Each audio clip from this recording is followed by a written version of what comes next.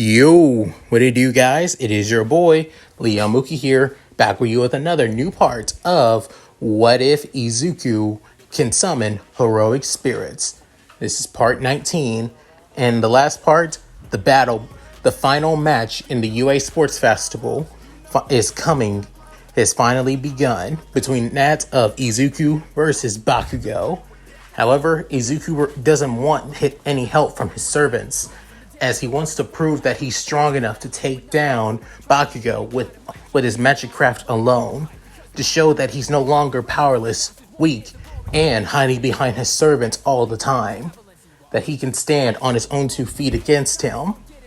As the battle is raging on, to the point that the two will begin about to take each other out with one final Terry blast, Bakugo's Howitzer Impact and Izuku's own personal mana burst.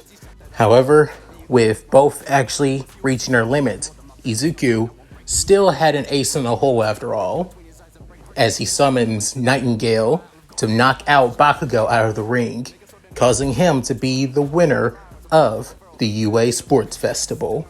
So, with all that said, let's get into this, shall we, guys? As the UA Sports Festival ceremony is about to come to a close, the Tomura Shigaraki, who has basically been monitoring the entirety of the UA Sports Festival, couldn't help but continue scratching, finding out that Izuku was the one who won it in the entire match, showing that he has so many abilities, to the point that he believes that he has the same quirk as All For One, even though this isn't the case. Shigaraki, who's blinded by the things that he sees instead of things that he tries to understand, because all he wants is nothing but destruction, and more destruction. Especially given the fact that Izuku called him out during the USJ, even though he was being influenced by that of Sigurd. With then soon Kurogiri saying, "Tomura Shigaraki, the sports festival has finally come to an end. The master wishes to know what you have learned." With then soon Shigaraki saying, "I've learned something, Kurogiri. I've learned one thing. I want that brat Izuku Midoriya dead." With then walking out to go and speak with All For One. However, with All For One, on the other hand, who was also catching the sports festival, using his many quirks to help him see on the television, after all, he saw the entirety of the sports festival and couldn't help but be curious, but also a part of him somewhat terrified as well, seeing Izuku and his servants and the abilities that they have as well, or rather to him, who lives in that of a world where quirks are more valued. You can't help but accept that fact that there's something out there possibly stronger, a quirk that basically allows so many other abilities. Or rather, maybe it's a quirk similar to his, a quirk that allows him to copy, take, or possibly even transfer quirks just like him, his brother. With this realization, he begins to call a certain associates that has been loyal to him since the beginning, since almost the dawn of quirks actually, that being Dr. Ujiko, with the wanting to know if the man with his years of, medical experience could dive into the details and possibly the birth records of Izuku Midoriya's family life. Hopefully would spread some light on the mysterious Green-Eyed Boy and his mysterious sentient quirks. With then soon, he begins to seeing on one of his other screens, he sees that the TV turns on, noticing that Kurogiri has brought in Shigaraki, as he couldn't help but smile while turning off that of the broadcast to the sports festival before saying, "Tomura, I'm glad that you're here. I'm guessing you also finally saw the sports festival. Now tell me, since you've seen all of the young students from the USJ, those from Class 1A, if I presume, what do you believe, or rather, what have you learned from them now?" As All For One is already aware of what Tomura is going to ask for, but he still wants to know about what his supposed, self-proclaimed successor wants, to be honest. With then Shigaraki basically gritting his teeth under his mask while also clenching his fist, while, while having the other one scratch his neck, fiercely saying, "What I want and what I've learned is that damn brat, Izuku Midoriya, needs to die. And I will destroy him. That is a fact, Sensei. All I need is your help to achieve it." But then hearing that, All For One couldn't help but sigh internally, realizing that that's not exactly what he wanted from Tomura, but it was exactly what he expected from the young boy. After all, he basically bred him to be nothing but hatred for all forms of heroism, mainly All Might. After all, within All For One, still having that of the kind, caring father figure voice and tone, saying, "I see. I absolutely do understand, Tomura. All you need to do is continue moving forward. Continue reaching for goals. Just waiting for the perfect opportunity. That's all you need to know. And I'll be there to aid you, as always, and guide you as well." With hearing that, Tomura's scratching soon stops. Before then, soon, All For One couldn't help but smile, saying, "All too easy to manipulate the boy." Currently in the center of Tokyo, in that of the Diet Building of Japan, lies that of the Hero Public Safety Commission, as the top members of the HPSC began to meet with each other. Within soon, as they see within the broadcasting with that of the sports festival finally comes to an end, with them also closing the screen. Within the current head of the HPSC, as she speaks up, saying, "Now that you have seen on what this boy is capable of, do you understand on why we need to free her from her captivity for the time being?" Within one of them being a man wearing that of glasses with slick back hair, saying, "I understand how you feel, ma'am, but he's still just a boy. There are so many other candidates easily able to be molded and carefully used. After all, it was the main reason on why we began to cultivate children more than we do that of teenagers. They already have a certain point of view and idea on how the world works due to their upbringing. That's why they're hard to control. Why do we just leave the boy be for the time being?"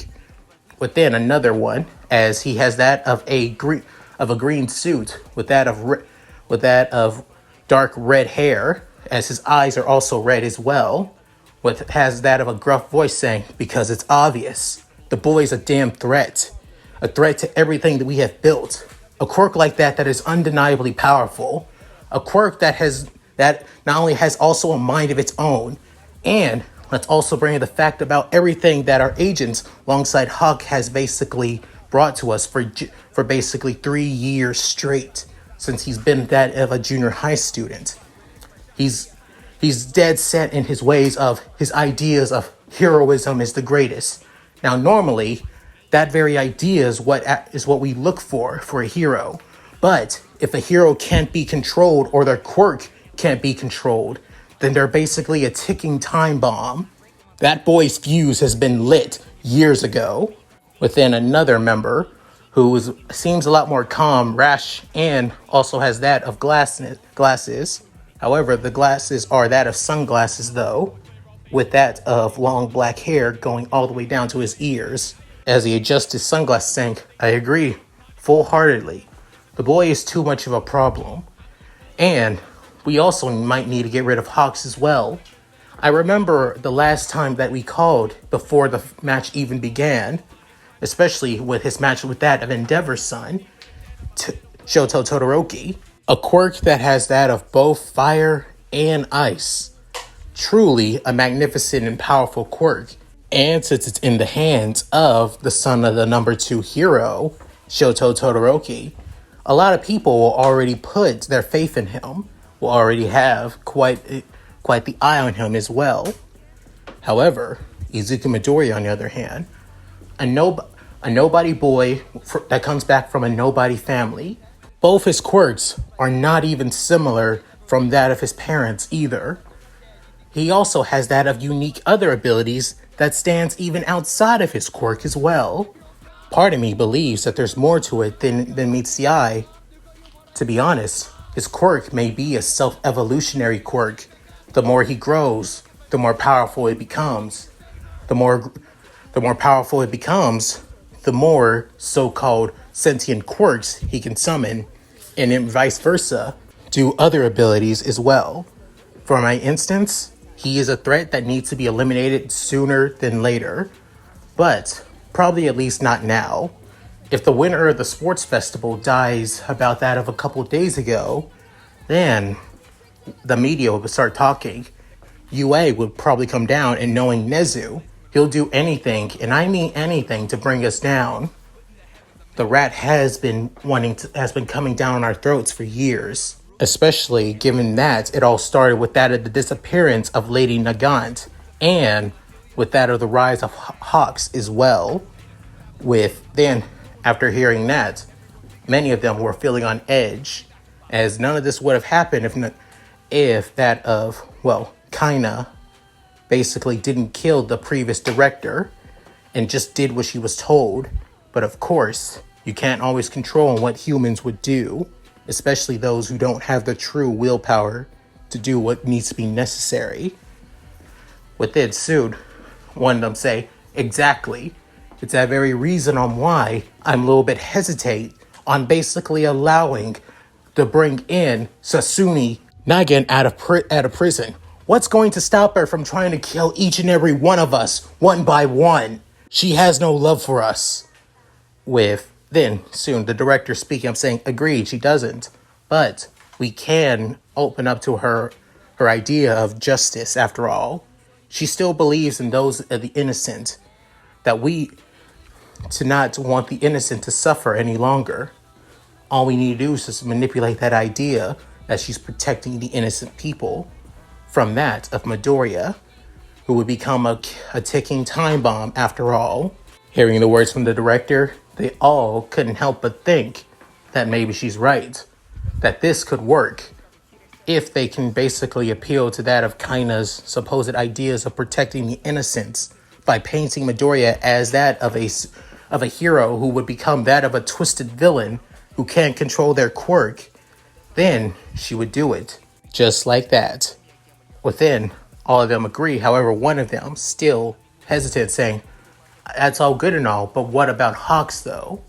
Hawk, we still can't, given that Takumi is now becoming more and more rogue and more independent since we put him in charge of keeping an eye on Midoriya. Since he was absolutely against trying to kill Midoriya right after the sports festival ended, which means we need to get rid of him. Shame, but he was starting to become quite popular. Even to this day, he's the great number 3 hero. With then one of them saying, damn, Brett's always been an egotistical bastard. Even though he's a loyal dog, he still has his own aspirations that goes against everything that we want him to do. I think it was about time to get rid of the damn street rat villain brat.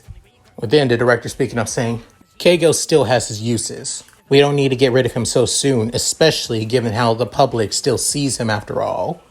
All we need to do is just keep him away from Midoriya and keep him from Nagant coming over to basically kill Midoriya.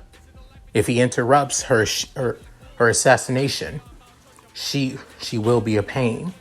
Not only that, we will give her a full pardon of her crimes once she ends Midoriya's life. Simple as that. We already have that of a media story saying that she was undercover, framed for a crime that she did not commit, in turn actually, that the reason is because a certain hero was causing a bit of problems, while at the same time the death of Izuku Midoriya will also be rolling, saying that certain people, especially those who we know are members of the Meta Liberation Army, plotted for his death because he didn't symbol their idea of quirk supremacy after all. With then hearing the plan, all of them couldn't help but accept and believe that it is a good plan. With that, the director, already making the call to let Nagan free, while also telling her to meet in her office in the next couple of days. Back at UA, with as the festival was starting to come to a close, with all of the first years all in the center of the arena, within the 4, or rather 3, winners of the UA Sports Festival soon show themselves. As in third place, it would be that of Tokoyami and Ida. However, since Ida had to leave early because on what happened to his brother, he would not be there.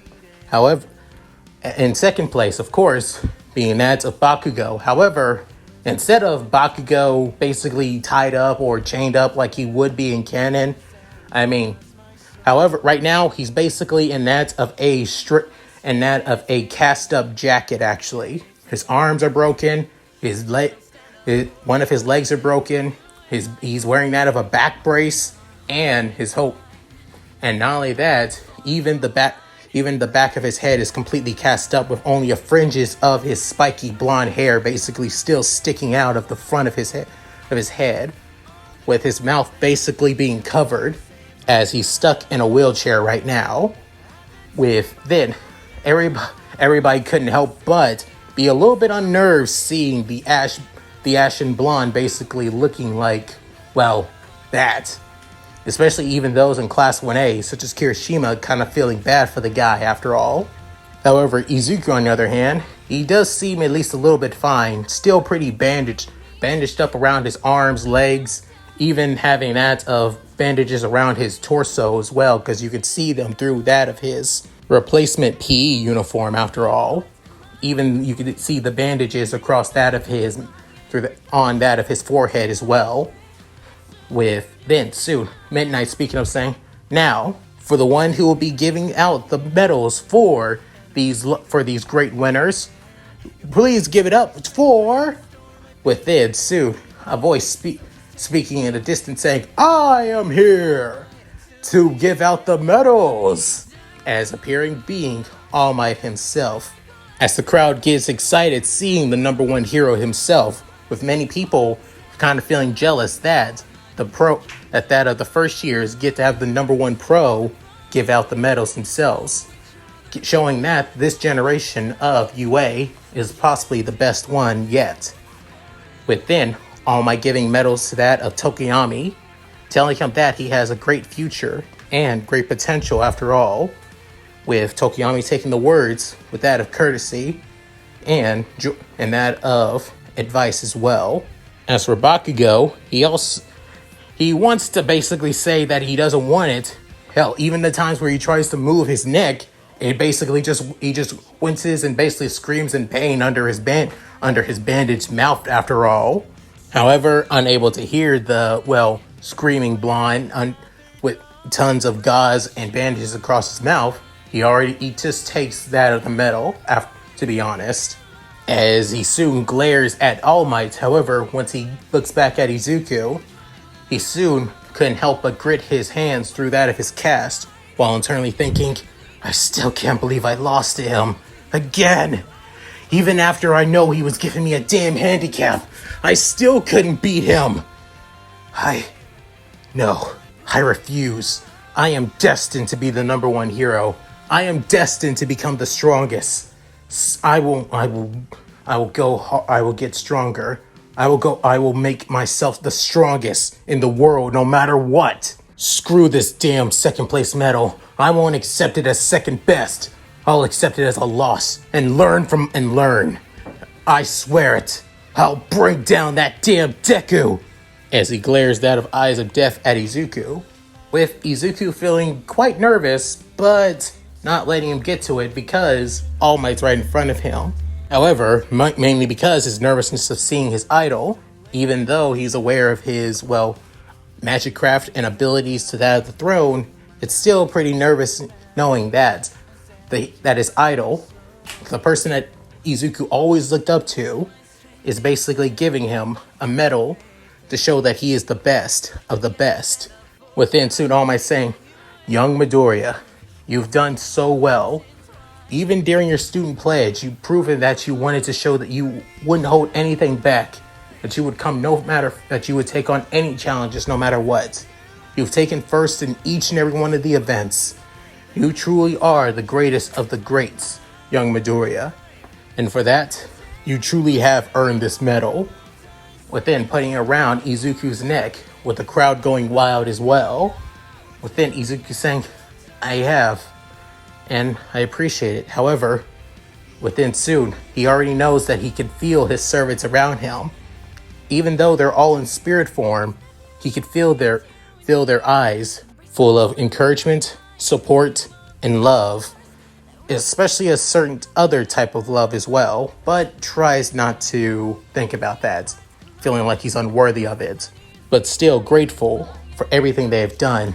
I didn't make it this far. I had amazing help, after all, from those who were always by my side and always continue on to be by my side.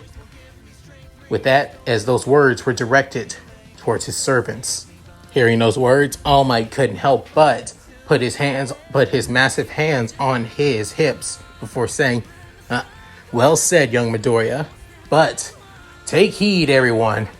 This could have been any of you, no matter what. All of you here could have been on this podium, knowing on how skilled, talented, and amazing all of you are. And for all your hard work, I must say, within, everybody was about to say UA's student motto, go beyond, plus ultra. However, All Might saying, thank you for your hard work. After everybody stopped and they all heard All Might's words as well, within, everybody begins to boo at All Might, saying, that was the perfect time to say plus ultra, All Might. You ruined it. Within soon, All Might say, yeah, I think that's my fault. Within midnight, looking at Toshinori saying, you think? With the sports festival truly coming to an end, within Zelreg, on the other hand, seeing everything that has happened, saying, well done indeed. The boy has done quite well. Magic craft is a little bit rusty, but he's a lot better than that of Ritsuka, I won't lie. Possibly because he's had years of those of servants who actually did know at least some forms of magic and magic craft as well.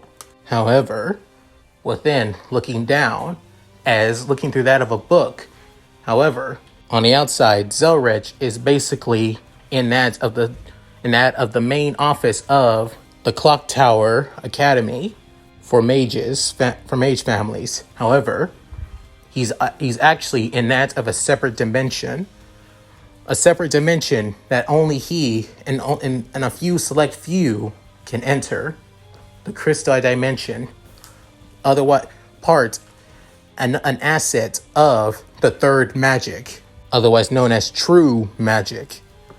Within saying, oh boy, the boy has quite a bit of threats ahead of him, and this is only in that of a few days from now. This is going to be quite something to handle. But I think there is a way to overcome this. Within soon hearing that of a voice, a feminine voice actually, within saying, do you plan on getting in way of my fun or my timeline I've already commenced, Apostle? Within soon Zelreg can help but giggle, saying, can you blame me? I've never seen somebody this talented with using servants outside of Ritsuka from another dimension. There, he was the master of Chaldea, master of over 100 servants, the last master of humanity.